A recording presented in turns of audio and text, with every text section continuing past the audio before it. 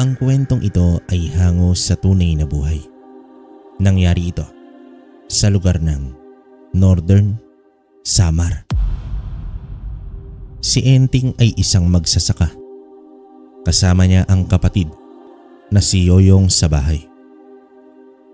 Ulilang lubos na silang magkapatid at itinutok ang mga sarili sa pagpapalago ng kanilang palayan. Naging maayos naman ang kanilang buhay.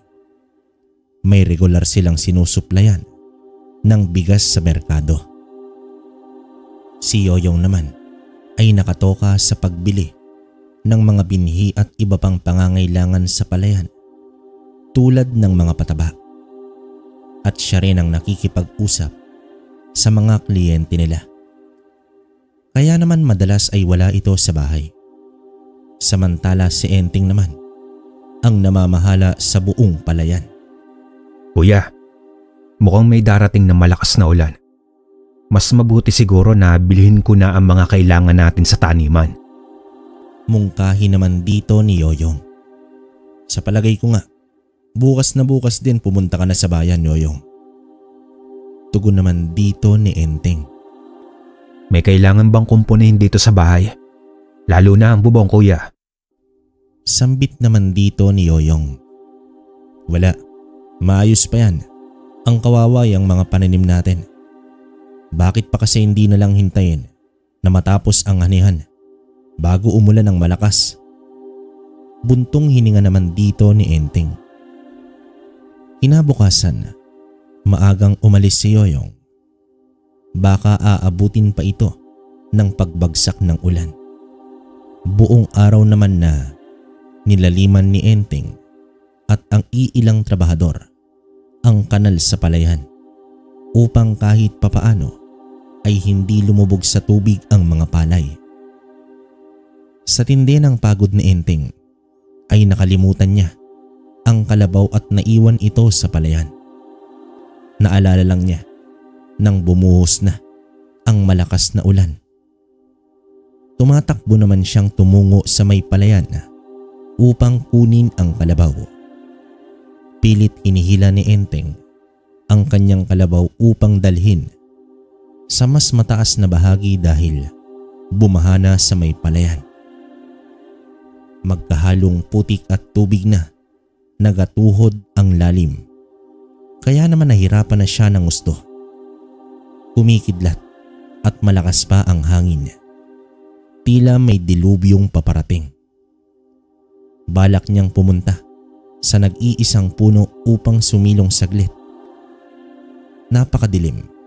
Kung hindi kikidlat ay hindi mo talaga makikita ang paligid. Magiging madali sana kung kasama niya ang kapatid. Kaso, hindi pa ito nakakauwi mula sa bayan. Ilang metro na lang para marating na niya ang malaking puno. Malaki kasi talaga ang punong yon, kung saan 2 tao ang kailangan upang mayakap ang katawan nito. Mabilis niyang itinali ang pisi ng kalabaw sa katawan ng puno. Nakakabingi ang sobrang lakas ng ulan at hangin, subalit tila may kakaibang tunog siyang narinig sa kanyang likuran. Animoy humahangos na babae. Marahan siyang sumilip sa likod ng puno. Nang kumidlat muli ay nakita niya ang isang babae na nakaupo. Agad naman siyang nagtago at nagtaka kung bakit may tao roon. Patuloy pa rin ito sa paghangos na tila nahihirapan. Sinilip niya itong muli at sa pagliwanag ng paligid ay babae talaga ang kanyang nakikita. Hanggang sa sumigaw na ito. Nakakaawa ang boses nito na parang may iniinda sa katawan. Sinambit niya ito at sumagot naman ang babae na humihingi ito ng saklolo. Dito na lumapit si Enting at doon niya natuklasan na buntis pala ito at manganganak na. Nataranta na si Enteng dahil wala naman siyang alam sa pagpapaanak ng tao. Nais pa sana niyang tumawag ng kumadrona, kaso masama ang panahon at malayo pa ang bahay nito. Nakiusap na ang babae na tulungan siya, kaya wala nang nagawa pa si Enteng kundi tulungan sa panganak ang babaeng yon. Sa tuwing kumikidlat lang, nakikita ang anyo nito. Mahaba ang buhok at basang-basa na rin ang katawan. Umiiling na lamang si Enteng dahil mukhang hindi na mabubuhay ang bata dahil sa sitwasyon. Maputik pa ang kanilang kinaroroonan. Sa bawat pag-ire ng babae ay tumitindi ang kaba ni Enteng, hanggang sa sumigaw at umire ng napakalakas ang babae. At dito lumabas na nga ang sanggol. Nanginginig pa itong si Enteng habang nasa kamay niya ang bata. Hindi rin ito umiiyak, kaya naman inakala niya na patay na ito. Sinabihan siya ng babae na ibalot ang bata sa may tela. Kaso wala naman siyang nakikitang tela. Ipinatong niya muna ang bata sa tiyan ng babae at hinubad ang kanyang damit. Kahit basang-basa pa ito, ay wala na siyang pagpipilian. Bago niya ito ibinalot sa damit, ay pinutol ng babae ang pusod ng bata sa pamamagitan lamang ng kanyang kamay. Nagulat naman si Enteng, pero hindi niya na yon inisip pa. Sinabi niya sa babae na lalaki ang anak nito. Humihingal pa rin ang babae, pero mukhang maayos na. Nagtanong naman siya kung ano ang gagawin sa bata.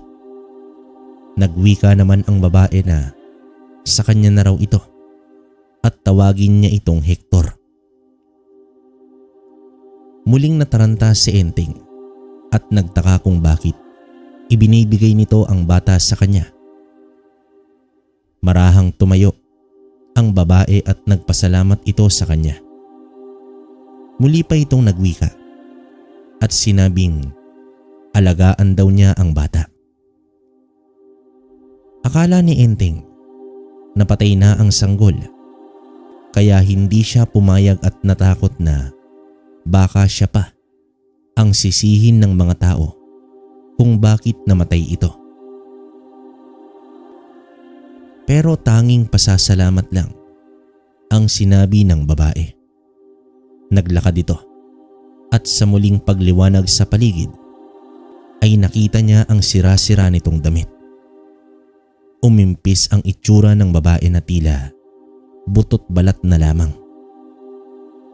At sa muling pagkidlat ay kitang-kita ni Enteng ang pagbuka ng malapaniki nitong pakpak at bumulusok ng lipad paitaas. Sa nakita ni Enteng ay parang binuhusan siya ng malamig na tubig dahil isang aswang pala ang babaeng yon. Dilat ang mga mata niya at nanginginig na sa takot. Hanggang sa umiyak na ang bata na nagpabalik sa kanyang ulirat. Hindi niya alam kung ano ang gagawin, kung iiwan ba niya ang bata o iuuwi sa kanilang bahay. Pero anak pala ito ng aswang. Inilapag niya sa lupa ang bata, ngunit sa tindi ng iyak nito ay naawa naman si Enteng. Pinulot niya ito at mabilis siyang tumakbo patungo naman sa kanyang bahay. Natataranta pa rin si Enteng dahil wala naman siyang alam sa pag-aalaga ng sanggol, lalo pa at bagong anak lang ito. Nanginginig na ang bata sa tindi ng lamig, kaya agad niya itong ibinalot sa tuwalya. Kumuha siya ng maligamgam na tubig at bimpo upang ipangpunas sa bata. Nang mailawan ito ay nakita niya ang maamong mukha ng bata at tumigil na ito sa pag-iyak. Tila nagustuhan nito ang pagpunas ng mainit-init na bimpo. Nagpaningas ng apoy si Enteng sa may kusina at kinarga ang bata habang pinapainitan malapit sa apoy. Sobrang lamig din kasi sa gabing yun, dulot ng panahon. Narinig niya na bumukas ang pinto at dumating na pala ang kapatid niyang si Yoyong. Ay grabe kuya, akala ko hindi na ako makakauwi. Ang lakas ng ulan, mukhang may bagyo yata. Wika ng kapatid habang dumiretso sa kwarto upang magbihis. Panay salita si Yoyong pero hindi naman sumasagot si Enteng. Alam niya na nasa kusina ito, nakatalikod at nakatayo. Inakala niya na may niluluto ito. Sa pagpunta ni Yoyong sa kusina ay dahang-dahang humarap ang kanyang kapatid. O kuya, ano yan? Gulat na tanong dito ni Yoyong. Bata. Tanging sagot lamang ni Enteng. Oo kuya Enteng, alam ko naman na bata yan. Pero saan galing yan? Umalis lang ako tapos pagbalik ko may anak ka na? Nagtatakang wikang tanong naman dito ni Yoyong. Inilahad na ni Enteng ang pangyayari pero hindi niya sinabi na anak ng aswang ang batang kalong-kalong niya. Nako kuya, baka akusahan tayo na nagnakaw ng bata. Paano yung ama niyan at yung kapamilya? Sigurado pinaghahanap na yan ngayon. Soli mo na yan kuya. Kung may maganap nito, ay di ibalik natin. Pero papaano kung wala naman? Tugon dito ng kapatid. Nako naman kuya, mag-aalaga pa ba tayo ng bata? Paano natin ipapaliwanag sa mga tao yan? Sambit ni Yoyong. Lumipas ang ilang araw, pero wala talagang naghanap sa bata. Sa isip naman ni Enteng, sino ba naman ang maghahanap sa isang aswang na buntis? Inalagaan ni Enteng ang batang si Hector at sabaw ng lugaw ang nagsilbing pagkain nito. Malakas uminom ang bata at nakitaan nila ito ng pagkamalusog. Natutuwa na rin si Yoyong dahil hindi naman mahirap alagaan ang batang si Hector. Subalit sa kalooban ni Enteng ay naroroon ang pangamba niya dahil alam niya kung ano ang uri ng batang inaalagaan nila. Makalipas ang isang buwan, habang nasa labas ng bahay si Enteng at tinatanaw ang malawak na palayan at sa ilalim ng malaking buwan, ay biglang may lumapag na nilalang sa tapat mismo ng kanilang bahay. Muling nanigas si Enteng. Nais man niyang tumakbo, pero para bang nanlambot ang kanyang mga tuhod. Papalapit na ang nilalang at nagpapalit na ito ng anyo. Humarap kay Enteng ang babae na ina ni Hector. Kinumusta nito ang bata at tanging pagtangulang ang naitugon niya sa tindi ng takot. Ayon sa babae, ang ama ni Hector ay isang uri ng tao. Nakiusap ito kay Enteng na alagaan ang bata at palakihin bilang isang tunay na tao dahil ayaw niya na matulad ito sa kanyang mga kalahing tiktik. Bunga daw ng tunay na pag-ibig si Hector. Kaso, nang malaman ng kanyang kalahi ang tungkol sa ama nito, pinaslang nila na walang pagdadalawang isip kaya tumakas ang nanay ni Hector hanggang sa napunta ito sa palayan ng gabing yon. Nagwika din ang babae na huling beses niya nang magpapakita dahil baka matuntun pa ng mga kalahi niya ang bata. Kitang-kita naman ni Enteng ang sensiridad ng aswang dahil umiiyak pa ito habang nagsasalita. Nagtanong naman si Enteng kung magiging tiktik din ba ang batang yon. Tumugon ang babae na babalik siya sa takdang panahon. Umatras na ito at muling nagpalit ng anyo at bumulusok ng lipad pa itaas. Kuya Enteng, ano yun? Yun ba? Agila. Napakalaking agila. Anong agila? Kailan pa nagkaroon ng agila sa atin? Malay mo naligaw. Pumasok na nga tayo at inaantok na ako. Sambit naman dito ni Enteng. Habang nasa higaan na si Enteng, ay nakatitig siya kay Hector. Mahimbing ang pagkakatulog nito.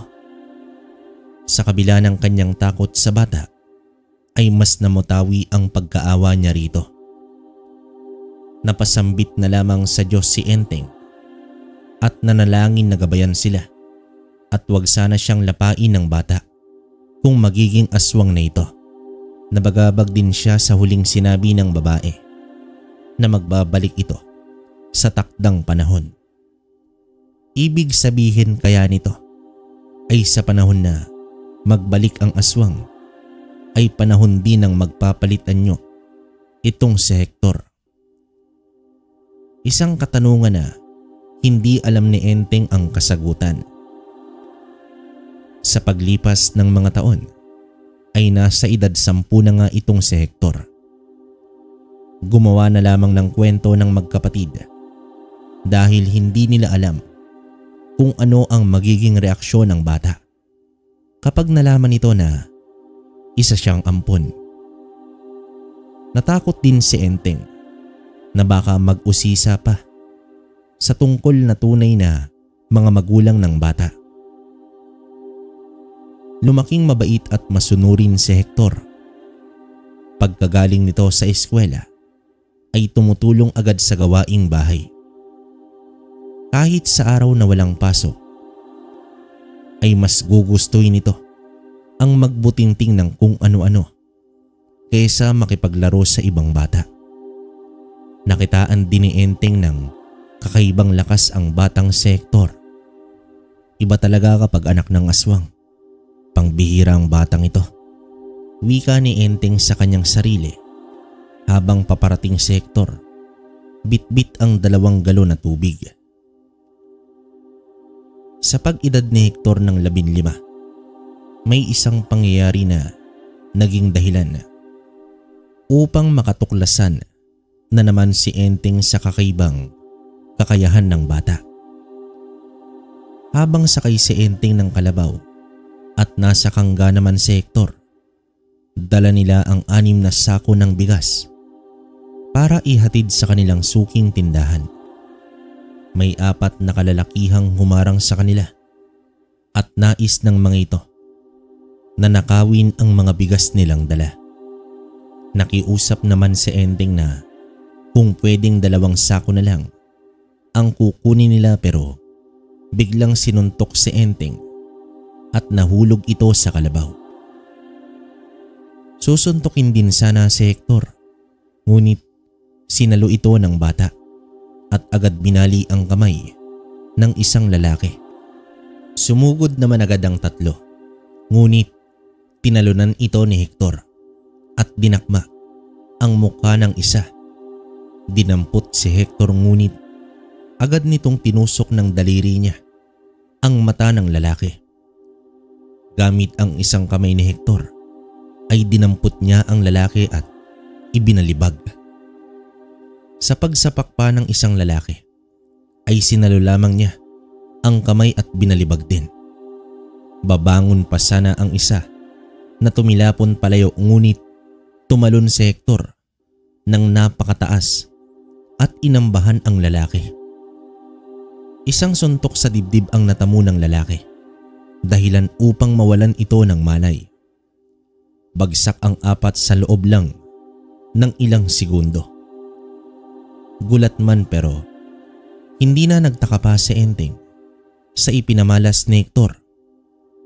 Sa pag-uwi nila ng bahay ay tinanong ni Enteng ang anak kung saan niya natutunan ang makipaglaban.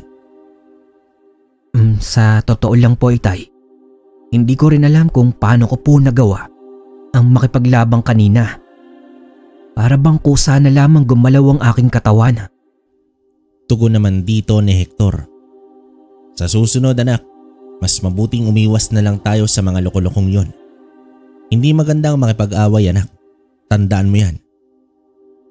Wika naman dito ni Enteng. Hindi naman ako makapapayag na may manakit sa'yo, Itay. Kung bigas ang kinuha nila ayos lang. Pero ibang usapan na kapag may nanakit po sa iyo. Seryosong tugon ng bata. Iniba na lang ni Enteng ang usapan at nagmungkahi ito na maglalaga siya ng saging para sa kanilang merienda. Pagsapit ng gabi, napansin ni Enteng na parabang balisa si Hector sa kanyang tabi. Tulog naman ito ng kanyang tiningnan. Parabang nananaginip ito ng masama dahil pawis na pawis ang bata. Kaya naman ginising niya ang anak at biglang dumilat ang mga mata nito. Ilang saglit pa ay napabalikwas sa higaan si Hector at sinasapo ang ulo. Ayon dito, naiinitan daw siya at sumasakit ang ulo. Nagpakulo naman ng luya si Enteng upang mapakalma ang nararamdaman ng bata. Habang umiinom si Hector, ay pansin ni Enteng ang magalaw nitong mga mata at matalas ang tingin. Para bang may kakaiba itong naramdaman sa paligid. Nilapitan niya ang anak at dito hinimas ang likod. Maya-maya pa ay naging kalmado na ito at nakatulog sa hita ni Enteng. Habang tinitingnan ni Enteng ang anak, ay hindi niya maiwasan ang mangamba at malungkot. Baka nalalapit na ang sinasabing taktang panahon ng babaeng tiktik. Hindi naman normal sa edad ni Hector ang kakaiba nitong kakayahan. Diyos ko, kung ito na ang mga senyales, sana hindi makalimot si Hector sa mga pangaral namin ni Yoyong sa kanya. At sana matanggap ka pa rin ng kapatid ko anak. Kasi kahit ano ka pa, tanggap na tanggap kita anak. Mahal na mahal kita. Naluluwang wika naman dito ni Enteng.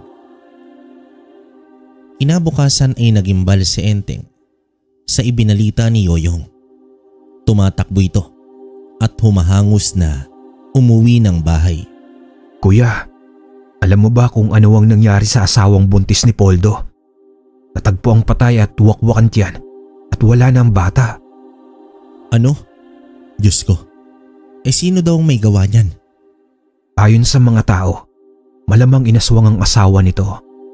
Kabuuan pa naman ngayon. Si Poldo tulala at nagsisisi kung bakit matagal siyang umuwi kagabi. Ano? Anong aswang? Kailan pa nagkaswang sa lugar natin? Habang ninanamnam pa ni Enteng ang balita, ay hindi niya ito maiwasan sa nangyari kay Hector kagabi. Ayaw man niyang isipin pero hindi niya maiwasan na baka nagkaganon ang anak. Malamang naramdaman nito ang aswang kagabi. Hindi na lamang binanggit ni Enteng kay Hector ang tungkol sa sinasabing aswang. Kailanman kasi ay hindi talaga nabanggit ni Enteng ang tungkol sa mga kakaibang nilalang. Isang hapon nun, papalubog na ang araw, nakita niya naman si Hector na tulalang nakaupo sa may hagdanan. Sa paglapit ni Enteng ay napansin niya na gumagalaw ang mga mata nito at purong itim. Anak, anong nangyari sa'yo? Sambulat ni Enteng. Sa pagkurap ng mata ni Hector ay bumalik na ito sa normal. Bakit po, Itay? May iuutos po ba kayo? Wala naman. Ayos ka lang ba? Parang malalim ang iniisip mo. Itay, bakit po kaya ganon? Sa tuwing umaga parang inaantok ako. Pero sa mga ganitong oras hanggang magdamag, ay hindi ako halos makatulog. Baka kasi pagod ka lang. Kaya pa naman namin ni Tiyo Yoyong mo. Pati yung mga gawain mo dito sa bahay. Nag-aaral ka pa tapos ikaw pa ang gumagawa dito. Ayaw ko po kasi kayong mapagod, Itay. Nasa sakahan pa po kayo. Dapat magpahinga na lang kayo pagdating sa bahay. Oo nga anak, pero hindi mo kailangan puwersahin ang katawan mo. Napakabata mo pa. Paliwanag dito ni Enteng. Pero alam ni Enteng kung ano ang tunay na dahilan sa pagbabago ng takbo sa katawan ni Hector. Nakakaramdam na siya ng takot at pangamba. Naisip niya na bago pa mahuli, ang lahat ay sasabihin niya na ito kay Yoyong. Kinabukasan, habang nasa taniman ng palay ang magkapatid, ay susubukan na ni Enteng na sabihin dito ang katotohanan tungkol sa tunay na pagkatao ni Hector. Sa matinding revelasyon ni Enteng ay natawa pa si Yoyong. Pero nang makita niyang halos maluwa na si Enteng, ay dito na nag-iba ang kanyang pakiramdam. Ano? Nag-alaga at nagpalaki tayo ng aswang, kuya? Ano bang klaseng biro iyan? Naawa kasi ako sa bata at hindi ko alam kung ano ang sasabihin ko nung gabing yon. Pero lumaki namang mabait na bata si Hector, di ba? Kuya, kahit ano pang sabihin mo, aswang pa rin yon. Baka magising na lang tayo at isang halimaw na ang harap sa atin. Yoyong naman, huwag ka naman magsalita ng ganyan. Hindi naman siguro tayo kakantiin ng pamangkin mo. Wala akong pamangkin at mas lalong wala tayong kadugong aswang, kuya. Pakiusap, Yoyong. Huwag ka sana mag-iba kay Hector. Hindi ko alam, Kuya Enteng. Hindi ko talaga alam. Sambit ni Yoyong at umalis din ito kaagad. Dumating na nga ang kinatatakutan ni Enteng. Napahawak na lamang siya sa kanyang ulo. Hindi niya alam kung ano ang gagawin sa mga sandaling yon. Pagsapit ng gabi ay hindi pa rin umuwi itong si Yoyong. Nagtataka na si Hector. Nagdahilan na lamang si Enteng upang hindi na mag-isip ang bata. Nang humiga na sila upang matulog ay nakarinig si Enteng ng mga sigawan ng tao. Tila may hinahabol ang mga ito. Inabisuhan niya si Hector na huwag lumabas ng kwarto. Sa paglabas ni Enteng ng kanilang bahay ay nakita niya ang pulutong ng mga tao na may dalang mga sulo at itak. Isang aswang pala ang kanilang hinahabol. Nang mapadaan ang mga ito sa bahay niya, ay tinawag at kinausap niya ang isa sa mga ito. At ayon naman sa lalaki, namataan nila ang isang tiktik sa bubong ng isang bahay. Kaya naman hinabol nila ito upang paslangin. Napalunok na lamang sa laway si Enteng. Kumabog ang kanyang dibdib dahil naiisip niya na baka iyon din ang mangyayari sa kanyang anak. Bumalik siya sa loob at naabutan niyang nanginginig na si Hector. Anak, anong nangyayari sa'yo? Nag-aalalang wika dito ng ama. Itay, tulungan mo po ako. Hindi ko maintindihan ang nangyayari sa akin. Para bang sasabog ang dibdib ko. Itay, tulungan mo po ako. Pagmamakaawa naman dito ni Hector. Hindi naman malaman ni Enteng ang gagawin ng mga sandaling yon. Niyakap na lamang niya ang anak at paulit-ulit na sinasabi na mahal niya ito. Kahit ano paman ang mangyayari. Sa loob ng ilang minuto na gano'n ang eksena, ay huminahon na rin si Hector. Habang minamasdan niya si Hector, ay gusto niya nang sabihin ang katotohanan, subalit nauunahan siya ng takot at baka hindi ito matanggap ng anak o baka magugulo ang isip nito. Hindi rin niya alam kung papaano uumpisa ng sasabihin. Pagsapit ng umaga ay dumating na si Yoyong pero nasa eskwela na si Hector. Kahit may namamagitang hindi pagkakaintindihan sa magkapatid, ay naglakas loob pa rin si Enteng na ipaalam sa kapatid ang mga napapansin niya kay Hector. Ano nang gagawin natin ngayon, kuya? Paano kung tuluyan ng maging aswang ang batang yon? Malakas pa rin ang paniniwala ko na kahit magpalit ang human sector ay makikilala pa rin niya tayo. Bakit yung ina niya umibig sa isang tao? Ibig sabihin, may isip sila kahit nasaan yung aswang pa. Basta kuya, kung ano man ang mangyayari, sisiguraduhin ko na hindi makakapanakit ang batang yun sa atin. Kung kinakailangan, papaslangin ko siya. Natahimik na lamang si Enteng sa banta ng kapatid. Lumipas pa ang ilang buwan. Hindi na rin ang gagambala ang tiktik sa baryo. Hindi na rin nagkaroon ng kakaibang pakaramdam si Hector. Ngunit ang pagbabago ng mga mata nito, gaya sa unang napansin ni Enteng, ay naging madalas na. Batid rin ni Enteng ang pagiging matamlayan nito. Pagsapit ng araw ngunit nagiging aktibo ito. Pagsapit ng takip silim. Pinilit naman ni Yoyong na pakisamahan pa rin ng mabuti si Hector. Ayon na rin sa pakiusap ng nakakatandang kapatid. Sa gabi mismo, sa ika-16 na karawan ni Hector, ay naganap ang hindi inaasahang pangyayari. Habang nagsasalo-salo silang tatlo, sa mumunting handa ay muling nanggambala ang tiktik. Nagkagulo ang mga tao at may dala na naman silang mga sulo at sandata. Namataan na naman nila ang isang tiktik. Inabisuhan ni Enteng na wag lalabas ng bahay si Hector. Habang nasa bakuran ang magkapatid, ay nagwika naman si Yoyong. Kuya Enteng, hindi kaya ang tiktik na yan ay ang ina ni?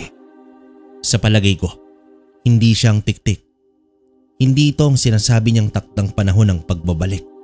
Paano ka naman nakakasiguro, kuya, na hindi nga ang babaeng iyon ang umatake dito sa atin? Alam ko, Yoyong. Alam ko na hindi masamang aswang ang babaeng yon. Nararamdaman ko. Pero alalahanin mo, kuya, ang aswang ay kampo ng demonyo. Sa kanilang pagbalik sa loob, ay nakita nila si Hector na nakaupo at kumapit ng maigpit sa mesa. Nakayuko at nanginginig na ito. Agad naman itong nilapitan ni Enteng. Sa pagtingala ng bata, ay nanlilisik na ang mga mata nito. Kasunod nito ay ang pagkalabog ng kanilang bubong na gawa sa yero. Tila may dumapong nilalang sa itaas. Nagtinginan ng magkapatid at narinig nila ang mga taong paparating. Lumabas naman si Yoyong sa balkonahe at sinigawan siya ng mga tao na lumabas na ng bahay dahil nasa bubungan nila ang tiktik. Hindi naman alam ni Yoyong ang gagawin niya. Sinenyasan siya ng kapatid na lumabas na. Ngunit sa nakikita niya kay Hector ay tila magiging aswang na ito.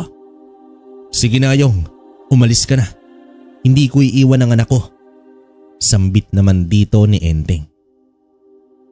Sa takot din ni Yoyong na baka pasukin sila ng mga tao, ay lumabas na rin siya at sinabing mag-isa lamang siya sa bahay. Samantala, sa loob ng bahay ay niyakap ni Enteng nang mahigpit si Hector. Habang ito ay pumipiglas na at umaangil na rin. Nag-aagaw na ang pagiging tao at aswang sa kalooban ng bata. Tila ang presensya ng tiktik sa paligid ay labis na kaapekto sa katauhan ni Hector. Anak, kumapit ka lang. Huwag kang magpadala sa bugso ng iyong damdamin. Alalahanin mo, tao ka at anak kita. Mahal na mahal kita, anak. Itay, anong nangyayari sa akin? Bakit ganito ang nararamdaman ko? At anong meron dyan sa taas? At ano ang nangyayari sa mga tao? Paulit-ulit lamang ang pagkukumbinsi ni Enteng na magiging maayos din ang lahat basta kumapit lamang ito.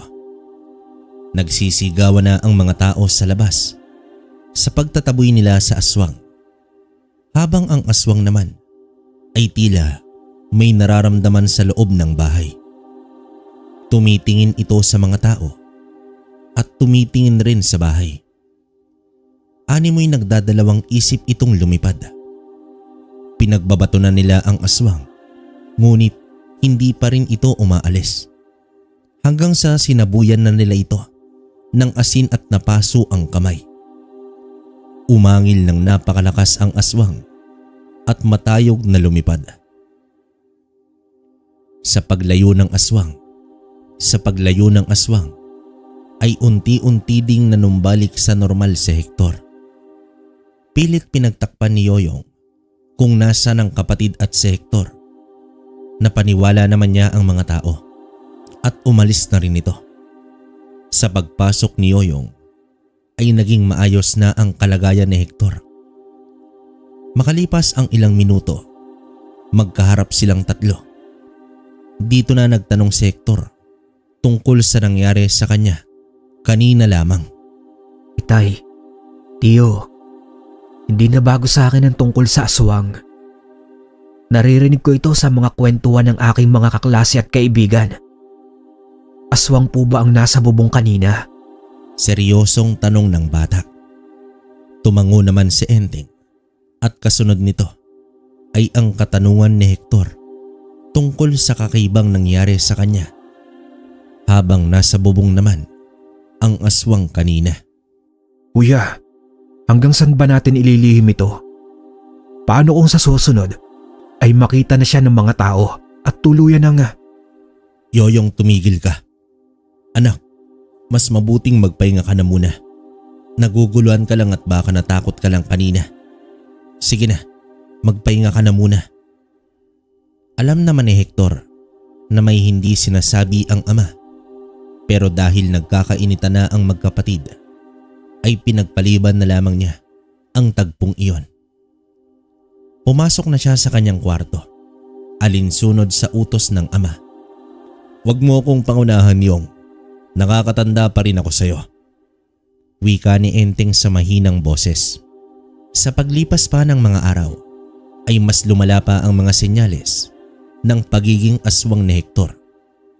Habang sila ay kumakain, biglang umiwas si Hector at tila nasusuka ito. Nagtinginan ang magkapatid at tiningnan ang ulam na may sahog na bawang at asin. Tanging sa mata na lamang nag-uusap ang dalawa. Nilapitan ni Enteng si Hector na nasa lababo at nagsusuka. Ayon dito, nakakaramdam din siya ng pagkahilo at parang sira daw ang amoy ng pagkain. Pilitin man niyang pigilan ang sarili, ngunit tumulo na ang luha ni Enteng. Ramdam naman ni Yoyong ang paghihirap ng kalooban ng kanyang kapatid. Alam niya kung gaano kamahal ni Enteng si Hector. Simula noon ay nagtitiis sila sa matabang at walang bawang na sahog na ulam, habang normal na kumakain ang bata. Pasikretong naglalagay ng asin si Yoyong sa nakahiwalay na ulam. Sino ba naman ang gaganahan sa pagkaing walang lasa? Isang gabi, habang nagigitara ang mag-ama sa balkonahe, ay narinig nila ang sigaw ni Yoyong. Humingi ito ng saklolo dahil hinahabol siya ng isang aswang. Dahil naman sa pagmamadali ay nadapa pa si Yoyong sa hagdan at doon tumambad sa mag-ama ang isang tiktik na lumipad sa itaas ng kanilang bubong. Sa pagbaling ng tingin ni Enteng sa anak ay nagsimula na naman itong manginig. Hinila ni Enteng ang bata sa loob habang si Yoyong ay kumuha na ng itak. Sa pagdapo ng nilalang sa bubong ay mas tumindi pa ang nangyayari kay Hector. Dito na lumabas si Yoyong at pinagbabato ang aswang na yun. Nahati sa dalawa ang atensyon ng aswang. Tila ba ay nararamdaman ito na may kalahi siya sa loob ng bahay. Pilit naman na itinataboy ni Yoyong ang aswang Baka mapansin pa ito ng mga kapitbahay. Kumakalampag na ang bubong dahil pilit sinisira ng aswang ang yero. Dahil naman sa patuloy na pagbato ni Yoyong ay hinarap na siya ng tiktik. Ngumisi ito at umangil. Pumorma na ito upang umatake. Sa paglundag ng nilalang ay may biglang isa pang nilalang ang bumangga rito. Napunta ang dalawa sa kakawyan sa may likod bahay. Nanlaki ang mga mata ni Yoyong sa kanyang nakita. Bahagya siyang natigilan. Kitang-kita niya ang pagbubuno ng dalawang aswang. Nanigas naman ang katawan ni Yoyong at hindi halos makakilos. Sa unang pagkakataon ay nakasilay siya ng ganoong eksena hanggang sa napangibabawan ng aswang ang kalaban nito. Tumakas at lumipad ng mataas. Subalit nagpaiwan ang isa at humarap kay Yoyong. Huwag kang lumapit. Maitak ako. Tatagain kita. Nauutal na wika ni Yoyong. Humakbang ng marahan ang tiktik at unti-unting nagpalit ng anyo. Tumambad kay Yoyong ang isang babae na ang itsura ay parang nagsusumamo. Magsasalita na sana ito, ngunit sumigaw ng malakas si Hector na nasa loob naman ng bahay.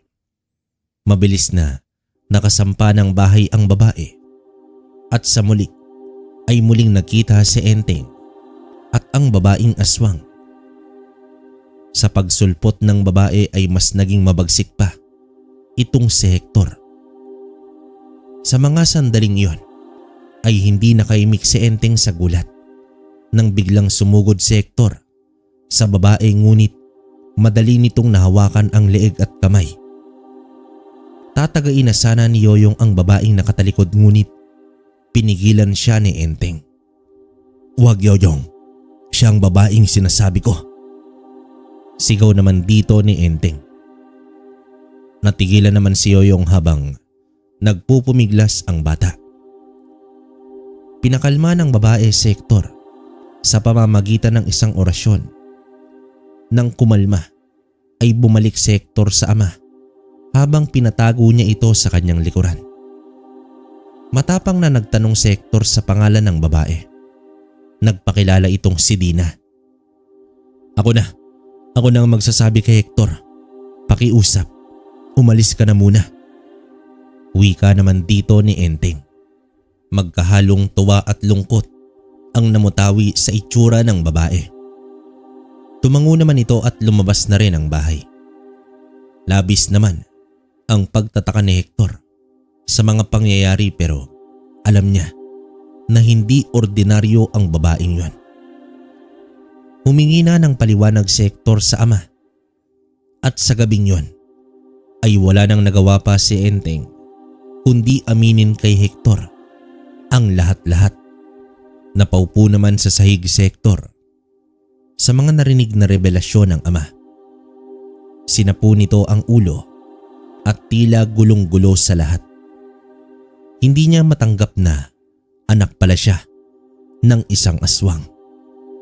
"Hindi ko ito sinasabi sa iyo, anak. Pero noon pa man, nakitaan na kita ng mga senyales. Ang mga taglay mong kakayahan ay dahil yan sa kung saan ka nagmula. Pasensya na, anak, kung sa ganitong tagpo mo pa nalaman ang lahat. Hindi ko kasi alam kung papaano ko ito sasabihin sa iyo." Malungkot na wika naman dito ni Enteng. Tumayo na si Hector at nagtungo ito sa kwarto. Susundan pa sana ito ni Enteng, ngunit pinigilan siya ni Yoyong. Hayaan daw muna ang bata na mag-isa. Lumabas naman si Enteng at sinuyod ang tingin sa buong kapaligiran. Hinahanap niya si Dina. Sa isang madilim na bahagi ay lumabas ang babae. Diretsong tinanong siya ni Enteng kung ano na ang mangyayari kay Hector. Tumugon naman si Dina na hindi na mapipigilan ang pagbabago ni Hector At dahil sa pagbabago ng anyo nito ay tiyak hindi pa ito makokontrol ni Hector at malaking posibilidad na kahit sila mismo na nagpalaki sa bata ay aatakihin ito. Dadanas si Hector ng paghihirap dahil mag-aagaw sa kanyang sistema ang pagiging tao at ang pagnanasa ng aswang sa laman at dugo ng tao. Binanggit naman ni Enteng ang orasyon. Baka maaari niya itong gamitin upang mapakalma ang anak. Ngunit ayon kay Dina, isang aswang lang ang may kakayahan na gumamit sa orasyon. At isa pa, kapag tuluyan ng nagbagong anyo si Hector, ay wala na ring bisa ang orasyon. Ang dapat na mangyari ay ilayo si Hector sa tao. Nangako naman si Dina na hindi matutulad si Hector sa iba nilang kalahi. Sa mungkahe ni Dina ay nagpapahiwatig ito na kukunin niya na ang anak, subalit hindi pumayag si Enteng. Hindi ko ilalayo si Hector sa akin. Hindi naman siya purong aswang at sa amin siya lumaki. Hindi makakalimot si Hector sa akin. Madiing wika naman dito ni Enteng. Naiintindihan naman ni Dina ang saloobin ni Enteng, pero hahayaan niya na si Hector ang magpasya. Pero nariyan lamang siya upang gabayan ang anak. Pero isang babala ang sinabi ni Dina.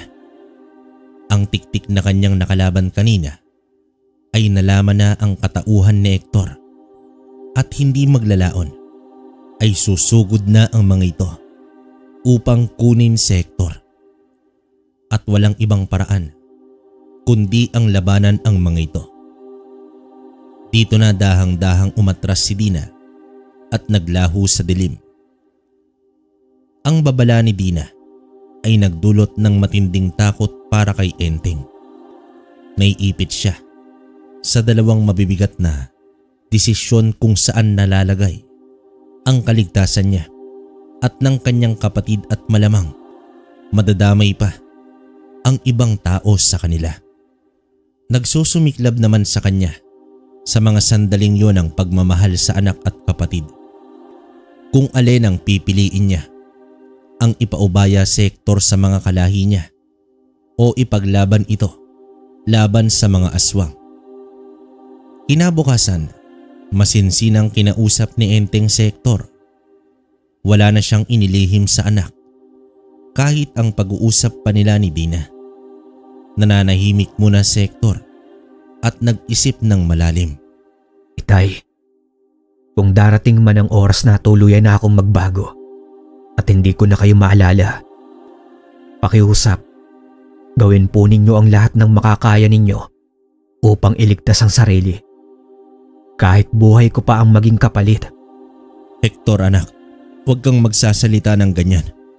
Malakas ang paniniwala ko na hindi ka makakalimot.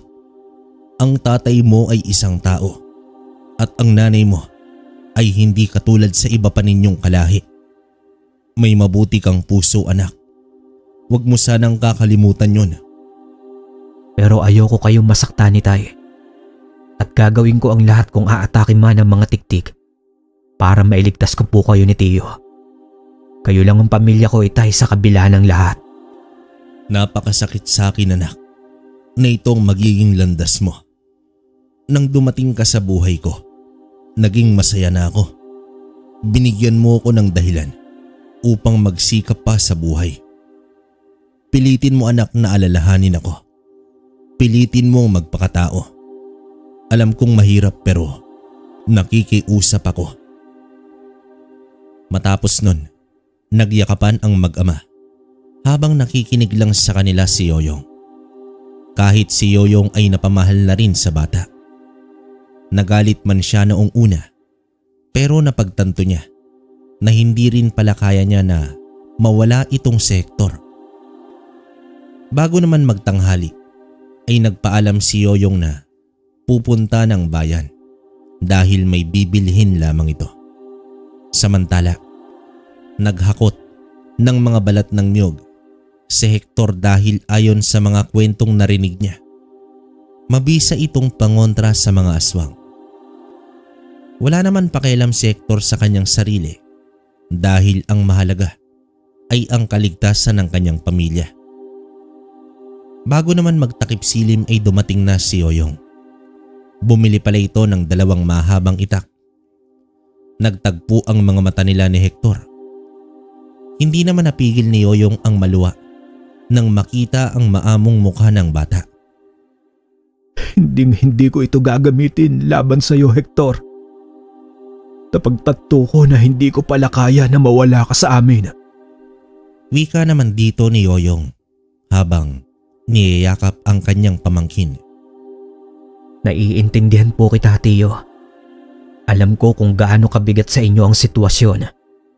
At labis ako nagpapasalamat dahil tinanggap mo pa rin ako. Tugon naman dito ni Hector. Sa paglubog ng araw ay pumasok na ng kwarto si Hector.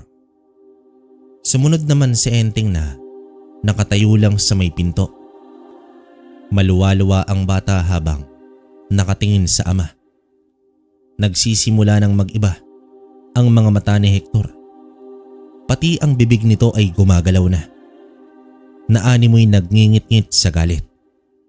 Napakapit ng matindi sa higaan ang bata. Akmang lalapit na sana si Enteng ngunit pinigilan siya ng anak. Huwag kang lumapit, Itay. Isarado mo ang pinto, pakiusap. Wika naman dito ni Hector habang gumagalaw na ang ulo nito ng kusa. Hindi ito ginawa ni Enteng, kaya naman tumayo siya at bahagyang itinulak palabas ang ama. Isinara niya ang pinto at tinalian pa ng kadena. Kahit ang sariling kamay at mga paa ay iginapos na rin ni Hector. Ramdam na ramdam niya na ang pagbabago ng kanyang katawan. Naglalaban na sa sistema ni Hector ang pagnanasa sa laman at dugo ng tao. Naaamoy niya na ang mismong dugo ng kanyang ama at tiyo. Isang pagkain na tila magpaparaos sa kanyang pananabik. Sa paghasa ni Yoyong ng itak ay tila sumusot ito sa tenga ni Hector at nangingilabot sa kanyang naririnig. Ultimo huni ng kuliglig ay napakalakas sa kanyang tenga. Ang kakayahan ng aswang na may malakas na pakiramdam ay namutawi na sa kanyang katawan. Samantala, sinuway naman ni Enteng si Yoyong. Natigilan na ang paghahasa dahil labis itong nakakaapekto para kay Hector. Tumigil naman si Yoyong. Sa gabing yun ay hindi na nila nagawang kumain pa dahil sa nangyayari kay Hector. Habang pinakikiramdaman ng magkapatid si Hector ay may narinig silang ingay sa labas ng bahay. Sinilip ito ni Yoyong. Wala naman siyang makita at akala niya mga galang hayop lamang ito. Samantala, nakakarinig na sila ng pag-atungal sa loob ng kwarto at may hinang pag-angil. Napapikit na lamang ng mata itong si Enteng. Kuya Enteng, mas mabuting umalis na tayo habang may panahon pa. Hindi na si Hector yan, kuya.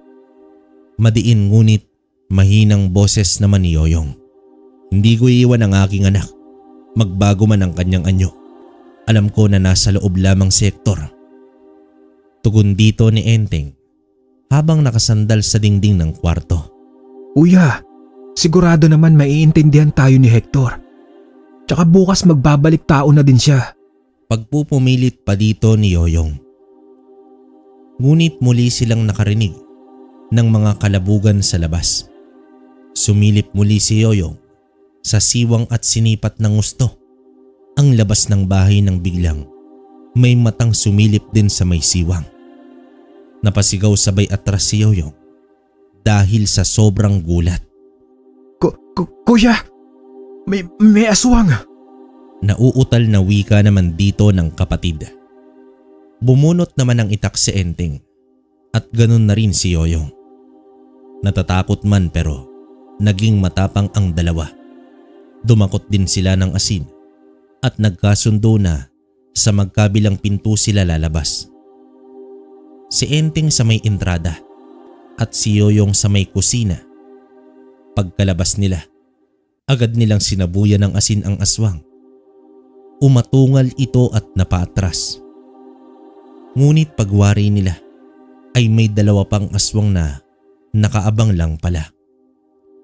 Puro ito mga tiktik at ayon sa isa, alam nila na may kauri sila sa loob ng bahay.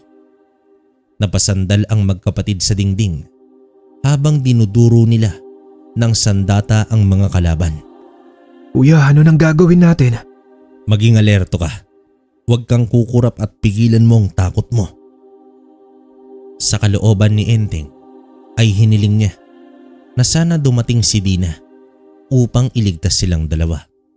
Nang biglang may lumipad sa kanilang itaas na dalawang aswang at dumiretso ito sa mga sanga ng puno at nagbuno.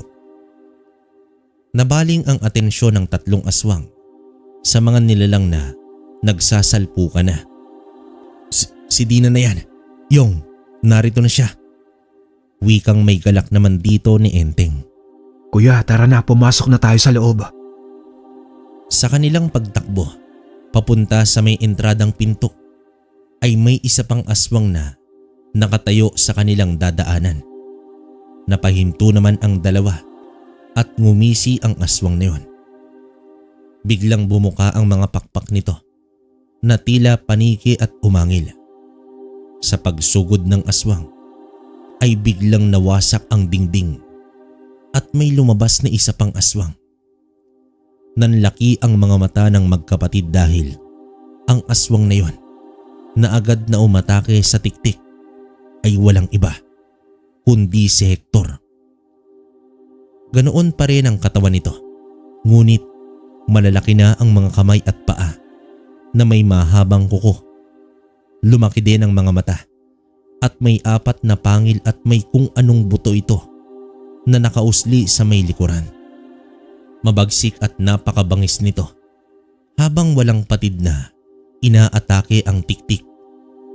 Napakapit na lang sila sa balkonahe habang sa magkabilang panig ay may mga naglalaban. Si Dina ay pinagtutulungan ng 4 na tiktik. Sa ere ito naglalaban at nagkabali-bali na rin ng mga sanga ng puno. Habang si Hector naman, bagkus walang pakpak, ay napakataas naman itong tumalon.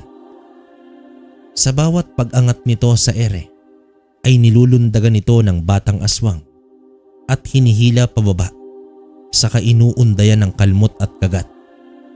Nang nakakita ng pagkakataon si Yoyong ay hinila niya ang kapatid papasok ng bahay. Diyos ko, tulungan niyo po si Hector. Sana hindi siya mapahamak. Dasal naman dito ni Enteng. Kuya, mga kampon ng dilim yan. Hindi ka pakikinggan ng Diyos. Sambit pa dito ni Yoyong. Samantala, isang malakas na kalmot sa leeg ng tiktik ang ginawa ni Hector dahilan upang tuluyan na itong bumagsak sa lupa. Sa pagtingala niya ay nasilaya niya ang ina na pinagtutulungan pa ng 3 aswang. Bagsak na rin ang isa nito. Mabilis na inakyat ni Hector ang puno at nilundagan ng isang tiktik. Bumulusok sila sa lupa at doon animoy nagwawalang toro si Hector.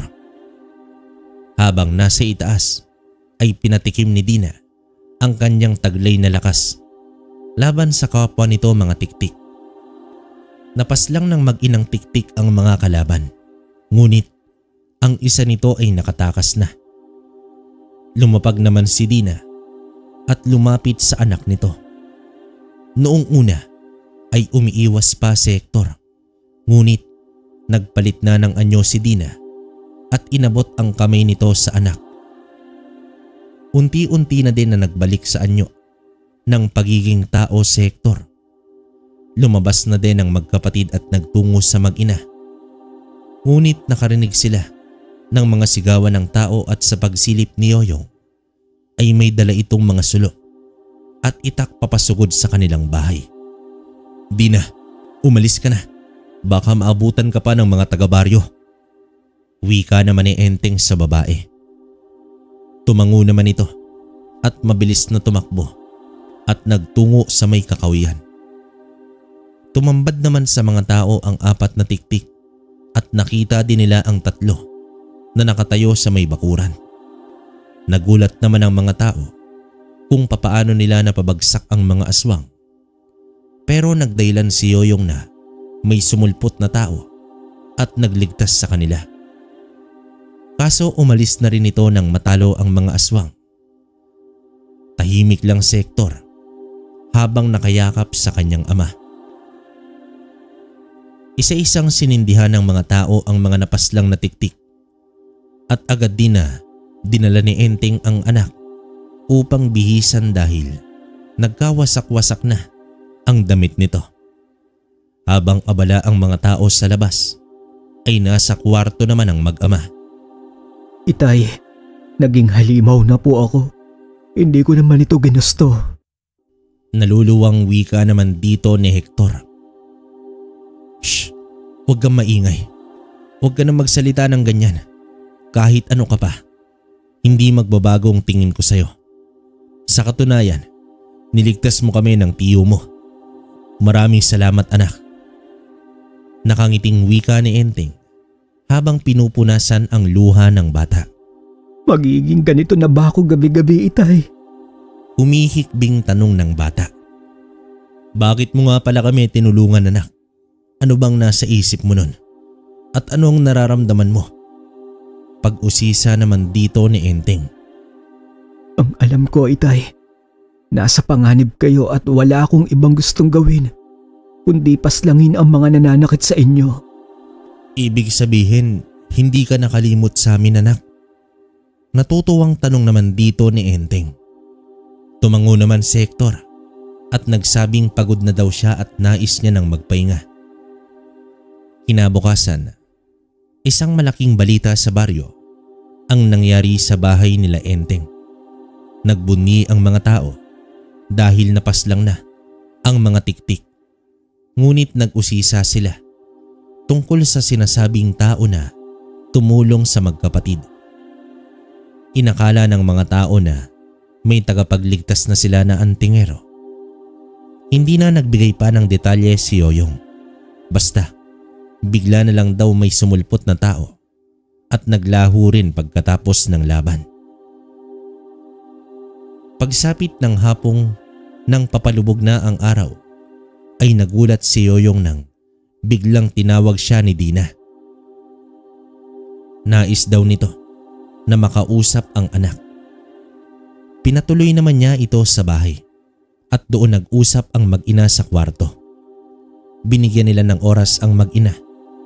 Tinuruan ni Dina ng orasyon si Hector upang makontrol nito ang pagpapalit nito sa orasyon na iyon ay nakadepende na sa isang aswang kung kailan siya magpapalit ng anyo.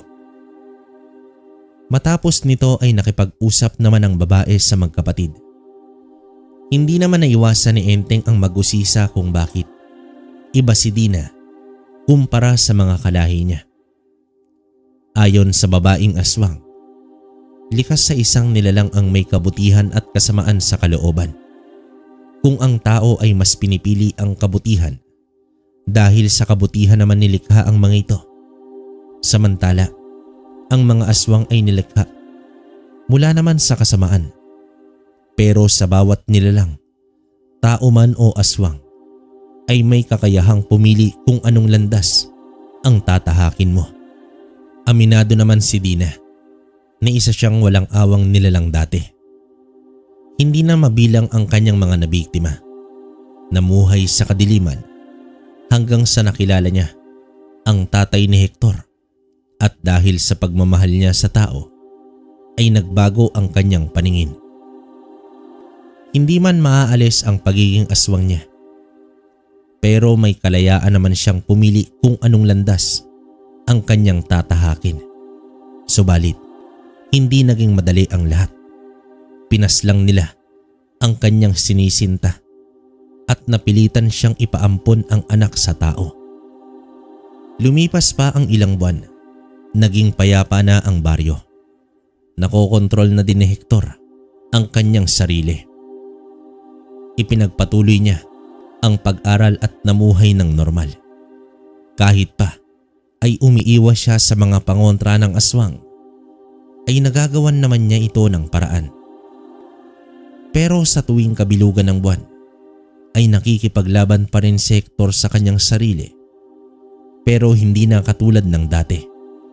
Naging posible ang pagsasama ng tao at aswang sa iisang bubong. Ang pagnanasa ni Hector sa dugot laman ng tao ay tinitiis niya. Nagtiyatiyaga na lamang siya sa pagkain ng tao kahit hindi ito nagbibigay sa kanya ng kabusugan. Umaasa siya na balang araw ay makakasanayan rin niya ang ganoong sistema. Isang hapon nun, muling nagpakita si Dina. Bakas ang takot sa mga mata nito. Isang babala ang kanyang dala. Ayon dito, asahan na nila ang pag-atake ng mga tiktik. Nagmungkahi naman si Hector. Naaalis na lamang siya sa baryo habang mainit pa ang mga tiktik sa kanya. Pero wala rin itong silbi ayon kay Dina. Dahil markado na ng mga tiktik ang baryo. Ngunit aminado si Dina na hindi nila kakayanin ang puwersa ng mga tiktik dahil dalawa lamang sila ni Hector.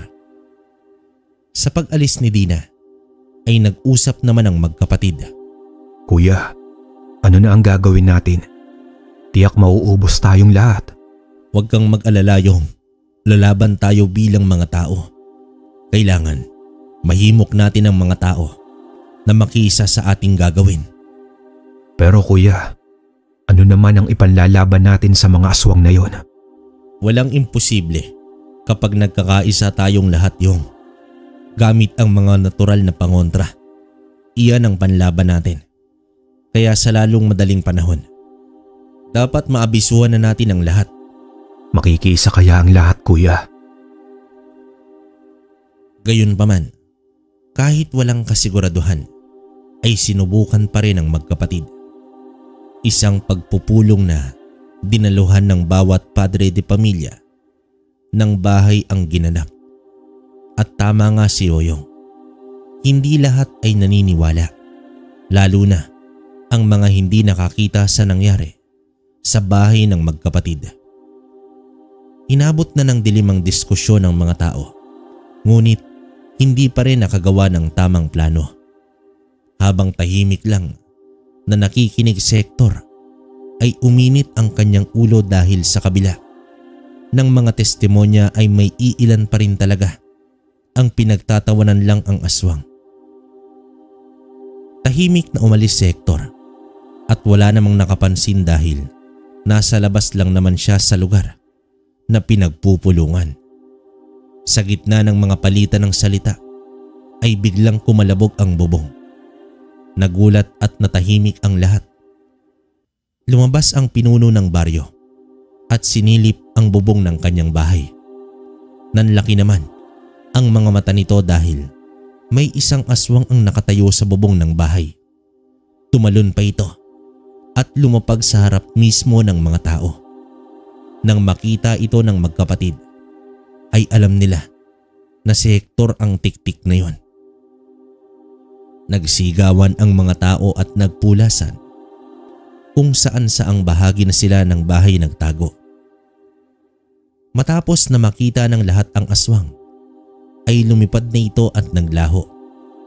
Sa ginawa ni Hector, ay biglang nag-iba ang ihip ng hangin. Nagkaisa ang lahat at nakinig na lamang sa mga plano ng pinuno. Bahagyang napangiti naman si Enteng sa ginawa ng kanyang anak. Halos isang linggo din ang lumipas matapos nakapaghanda ang lahat. Isang gabi, muling bumalik si Dina at nakiisa sa magkapatid. Paparating na ang mga tiktik. Ang gabing malamig ay biglang umalinsangan. Ramdam nila Enteng ang kakaibang temperatura ng paligid. Napakalaki din ng buwan sa gabing yon. Inabisuhan na ni Enteng si Yoyong na gumawa na ng ingay bilang hudyat sa paparating na mga kalaban. Nagkalimbangan na ang mga latang may lamang bato sa bawat bahay.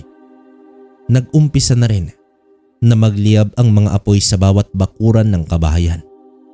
Nakahanda na ang mga sibat at itak pati ang mga bagakay na panlaban sa mga aswang. Nagsaboy na rin ang asin sa paligid at nag-umpisa ng magrosaryo ang mga matatanda at bata sa bawat bahay. Tinakpan ng mga tiktik ang malaking bahagi ng buwan at nagsimula ang digmaan sa pagitan ng mga tao at mga aswang. Nakatayo na ang mag-ina sa bakuran. Lumingon muna si Hector sa kanyang ama at ngumiti. Matapos nito ay bumuka na ang malapad na pakpak ng mag-ina at matayog na lumipad. Napaluha naman si Enteng pero kailangan nilang lumaban. Sinilaban na ni Yoyong ang malaking kumpol ng mga panggatong sa bakuran at halos ubos ang isang sakong asin sa pagsaboy nito sa paligid. Sa tulong ng mga tao at mga buhay na nagsakripisyo ay naganap ang malaking digmaan sa baryo. Hindi naman makalapit ang mga aswang sa mga kabahayan dahil sa mga pangontra, subalit dahil sa pagkatuso ng mga ito ay may mga taong natatangay nila. Marami din ang nagulat dahil sa dalawang aswang na sumugod sa mga kalaban. Sigawan at mga pag-angil ang namutawi sa buong baryo. Isa-isang bumagsak ang mga tiktik. Labis na paghihirap din ang nangyari kay Dina dahil nabalian ito ng isang pakpak. Ngunit pinilit pa rin niyang lumaban para sa mga tao. Samantala, bilang batang aswang ay hindi nagpatinag si Hector sa mga matatandang tiktik at nakipagsabayan pa ito. Lumaban si Hector para sa kabutihan. Hindi man naubos ang mga kalaban pero marami dito ang nasawi. Subalit, tila naging dagat ng mga bangkay ang lupain ng baryo dahil sa magkahalong katawan ng aswang at tao. Marami ang nasawi ngunit naitaboy nila ang mga masasamang nilalang. Bumulusok pabagsak si Dina na agad namang sinundan ni Hector na puno na rin ng sugat ang buong katawan. Anak, ayos ka lang ba? Pag-aalala naman dito ni Enteng. Ayos lang po ako, Itay. Pero si Inay malubha po. Halina kayo sa loob at gagamutin natin ang nanay mo. Itay, gagaling po si Inay pero hindi dito. Kailangan ko siyang samahan hanggang sa magiging maayos siya. Tugon dito ni Hector. Kahit masakit kay Enteng na umalis ang kanyang anak, ay wala na rin siyang magagawa dahil kailangan siya ng kanyang ina. Inakay ni Hector si Dina at isang ngiti ang iniwan ni Hector kay Enteng. Pumagaspas ang pakpak nito at malayang lumipad kasama ang ina. Nakatingala naman si Enteng na bumuhos ang luha.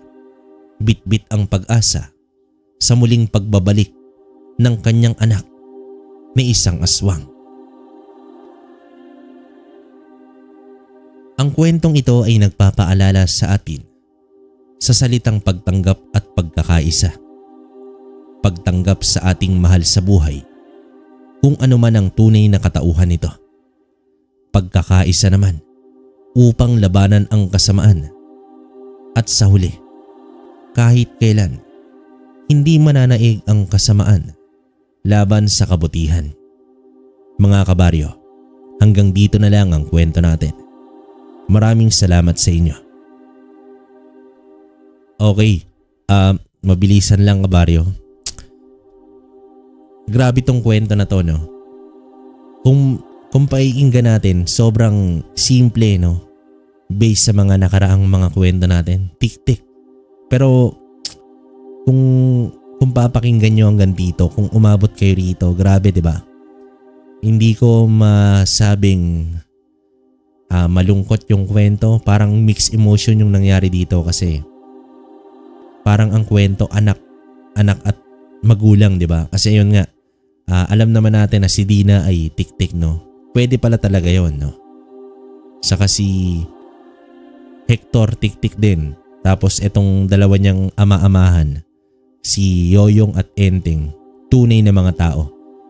Grabe kasi wala namang alam tong si Enteng at Yoyong sa mga lihim na karunungan, no? Pero napagtagumpayan nila. Grabe.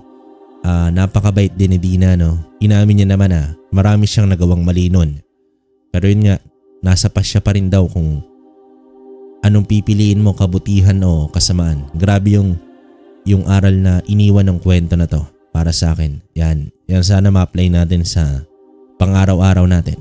Yun. Tapos, yun, pansin nyo rin medyo hindi okay yung mic natin. Sana okay sa inyo. Pero ayusin natin to. Hindi na rin ako magbibigay ng mahabang komento. Hanggang dito na lang muna. Kayo, kung nagandahan kayo sa kwento natin, comment kayo sa baba. Yan. Maraming salamat. Hanggang dito na lang. Hanggang sa susunod na kwento.